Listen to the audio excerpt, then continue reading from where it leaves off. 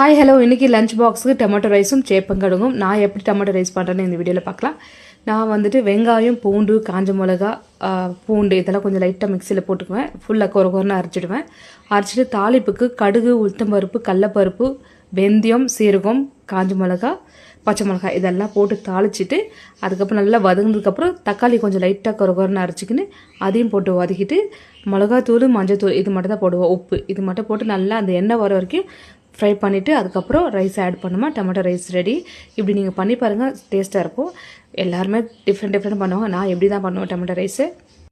இது கூட சேப்பங்கழு வறுவல் எப்படி பண்ணுறது நெக்ஸ்ட் வீடியோலாம் போடுறேன் நான். அதுவும் வச்சு லஞ்ச் பாக்ஸ் இன்றைக்கி ரெடி. ரொம்ப டேஸ்டியாக இருக்கும். கொஞ்சம் முந்திரியும் ஆட் பண்ணிக்கலாம், நம்மளோட விருப்பம் அது ஆப்ஷன் தான். ஸோ தாளிக்கும் போதே நம்ம முந்திரி பருப்பு போட்டால் இன்னமும் டேஸ்ட்டாக இருக்கும். பெருங்காயம் ஆட் பண்ணியிருக்கேன் நான். சில பேருக்கு பெருங்காயம் பிடிக்காது, ஸோ பெருங்காயம் ஆட் பண்ணிக்கலாம்.